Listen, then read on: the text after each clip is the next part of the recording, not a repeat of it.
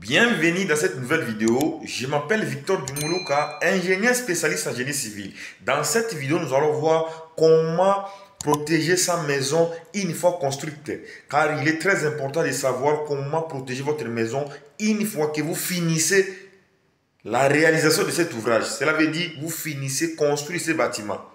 Il est très important de le maîtriser. Si vous n'êtes pas encore abonné sur ma chaîne, abonne-toi, partagez la vidéo pour ne pas manquer mes actualités. Et il est important de regarder la vidéo du début jusqu'à la fin pour pouvoir comprendre. Pour assurer la sécurité dans votre bâtiment, une fois terminé à construire votre maison, la première des choses, c'est de renforcer la sécurité physique. Cela veut dire, la première des choses, nous avons utilisé les portes blindées. Voilà l'image des portes blindées. Je vais essayer d'expliquer ça après. Utilisez les serrures de qualité. Mettez les systèmes d'alarme. Utilisez des fenêtres résistantes. C'est ce qui vous permettra en sorte que vous puissiez assurer la sécurité une fois construit votre bâtiment. La cinquième des choses est utiliser les systèmes de sécurité contre l'incendie. Voilà les systèmes de sécurité contre l'incendie. Utilisez les détecteurs de fumée. Voilà les détecteurs de fumée. Utilisez les matériaux résistants contre le feu. Vous devez effectuer la création des jardins coupe-feu. Cela veut dire, les jardins que vous allez créer, ça va permettre en sorte que quand il y a l'incendie dans votre bâtiment, ça va couper le feu directement. Voilà l'image. Protégez-vous aussi des risques naturels. La première des choses, l'étude des sols. Regardez l'image, comment on fait l'étude des sols. L'étude des sols permet en sorte que vous puissiez savoir la capacité portante de votre terrain et de déterminer les types de terrain, déterminer les types de matériaux à utiliser et déterminer comment vous devez résister votre fondation, car c'est les fondations qui supportent la charge de l'ouvrage. Si les fondations n'est pas bien réalisées, votre bâtiment va s'effondrer. Les fondations vont transmettre les charges au niveau des sols. Si votre sol a été bien examiné par l'étude des sols, cela vous permettra en sorte que votre bâtiment puisse résister. Vous devez utiliser les plans de prévention des risques. Voilà les plans de prévention des risques pour pouvoir éliminer les risques naturels. Il est obligatoire de faire l'installation d'un paratonnerre. Voici l'image d'un paratonnerre. Pour pouvoir éviter les risques d'humidité, en fait d'adopter une mesure de sécurité préventive au quotidien. Avant de dormir, il est important de verrouiller les portes. Car si vous ne voulez pas verrouiller les portes, ça sera un danger énorme sur votre bâtiment. Vous devez fermer les volets, débrancher les appareils pour pouvoir assurer la sécurité sur votre bâtiment. Il est obligatoire d'avoir la protection contre les effractions. La première des choses, nous avons renforcé l'accès. Cela veut dire installer une porte blindée. Voici l'image de porte blindée. Ou une serrure multipoint.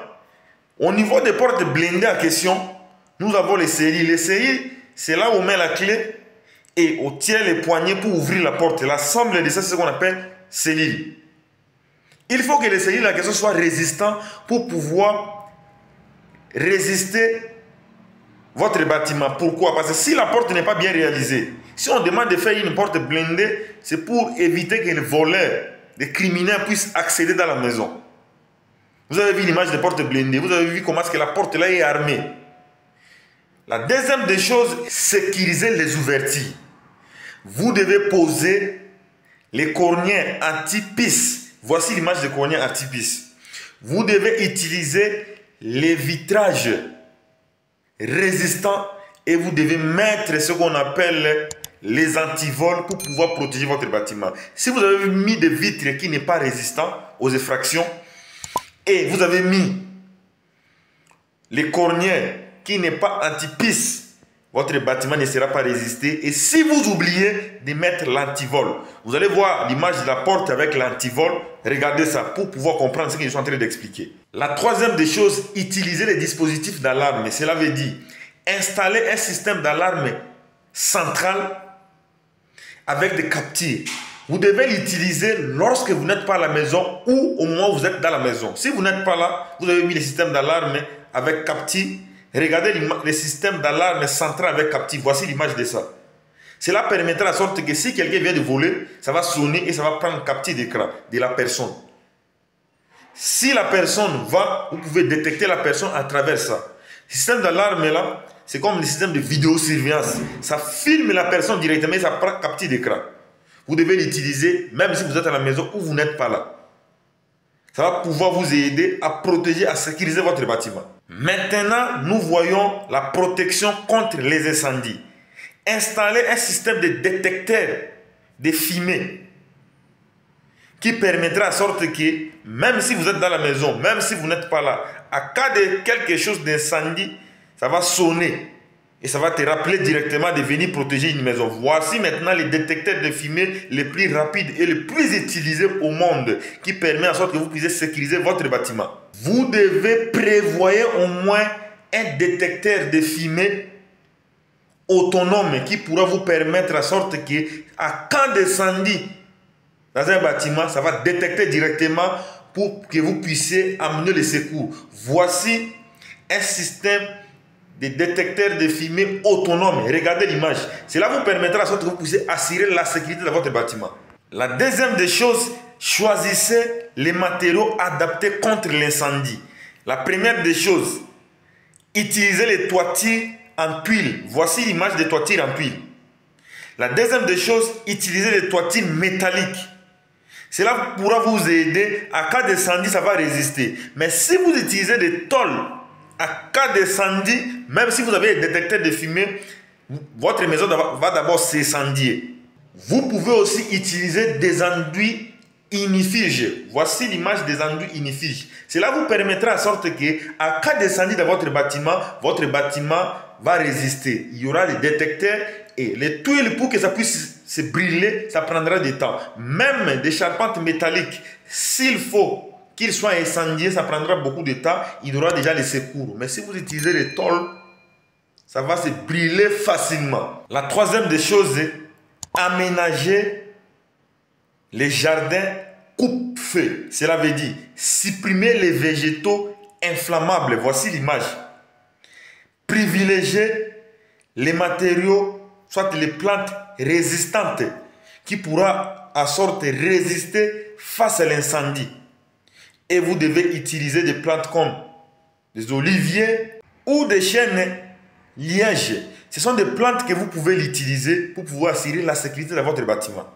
Protection contre les risques naturels. La première des choses, faites une étude de sol.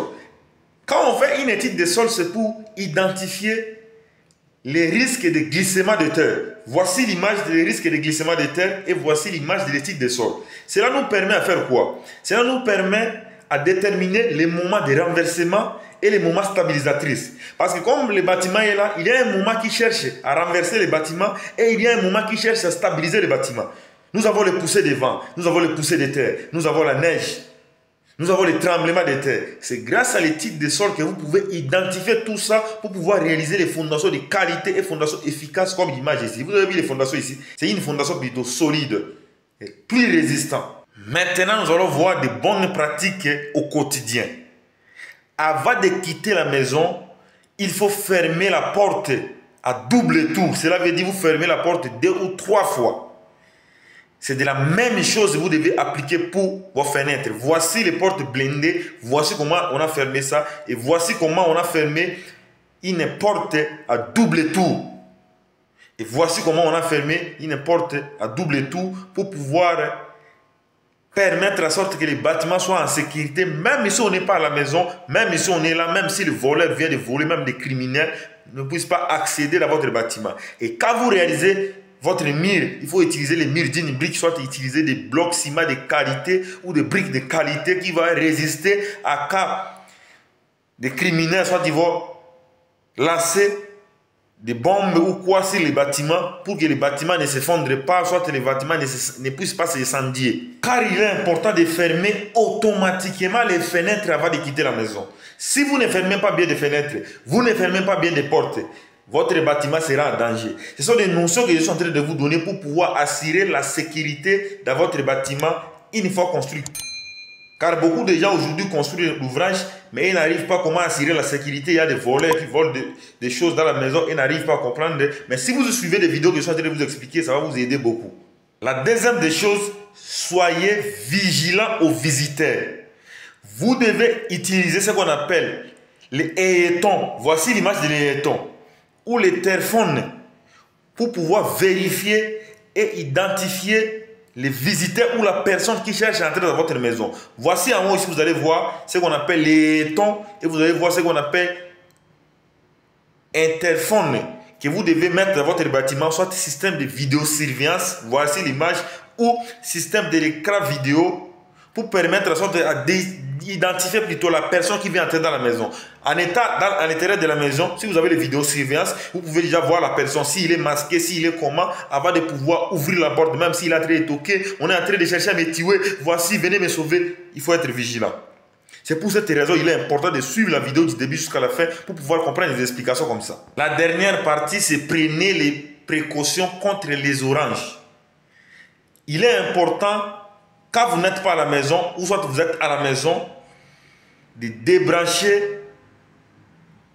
les appareils électriques. Voici les appareils électriques, l'image des appareils électriques. Si vous êtes à la maison, vous savez que vous êtes occupé, soit vous voulez quitter la maison, il faut toujours débrancher les appareils électriques. C'est la source des incendies dans les bâtiments. Si vous n'êtes pas là, qui va vérifier ça?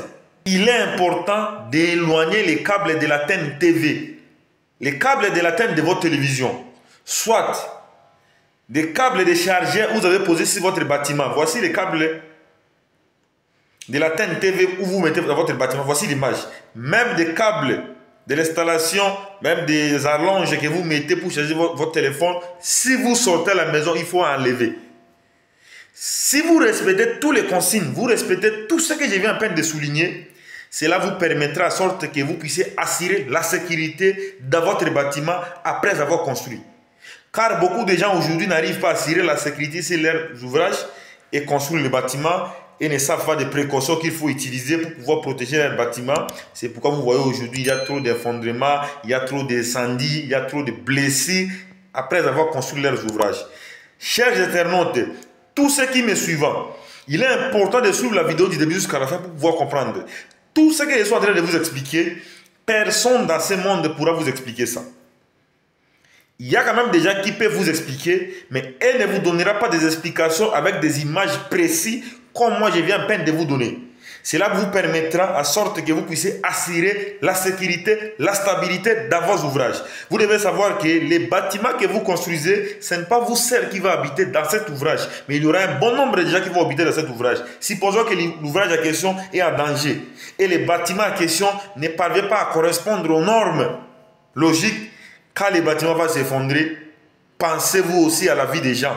Pensez-vous à la vie des occupants ainsi que l'environnement. C'est la raison pour laquelle il est toujours important de savoir les normes qu'il faut appliquer pour pouvoir réaliser votre bâtiment d'une façon concrète afin d'assurer la sécurité une fois terminé à construire votre bâtiment et que les bâtiments ne s'effondrent pas. Mais aujourd'hui, vous voyez quelqu'un construire le bâtiment, une fois terminé à construire le bâtiment, il y a des fissures, il y a l'incendie, il y a des explosions graves sur les bâtiments. Quand vous effectuez des travaux au niveau de cuisine, il faut mettre la tire incendie au niveau de cuisine. À cas d'aliment de feu, soit vous voulez allumer le feu comme ça, le gaz, parce qu'au Maroc, ici, on utilise des gaz.